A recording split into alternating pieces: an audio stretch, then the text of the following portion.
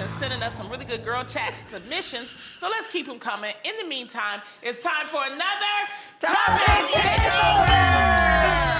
This Topic Takeover comes to us courtesy of IG user Lou Yiru, who asks, is it true that men who are raised in an all-women household are more effective than those who aren't? Ladies, what are your thoughts? I would say yes. Really? Yes, I would, because I think, seeing, how women work, how they were brought up, I think that would make them a little more sensitive, a little bit more like, I get it, as opposed to a guy who was raised in a household of all men. Absolutely. I believe that. I just feel like it's such a blanketed statement. I feel like if he was raised by incredible women, then that's awesome. But I would rather a son be raised in a household with incredible men than terrible women. You know what I mean? So I think it's just too blanketed, because how many times have we seen situations with either people we grew up with that had every opportunity in the world or had phenomenal parents, and they turned out the way they chose ultimately how to turn out. And then you have other situations where you're like,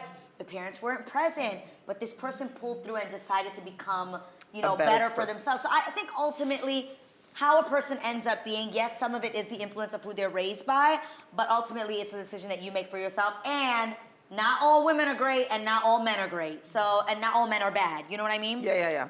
Yeah, Jeannie, what you think? Yeah, I want to make sure you said effeminate or Effective. Effective. What does that mean? Yeah, it means emotionally, they're more effective. Emotionally, being able to handle a household, something like that. Oh, got it. Okay. Well, the only example I have of somebody who is really surrounded by women is my husband, Jeezy. And he's very on top of things, but I don't know if I would.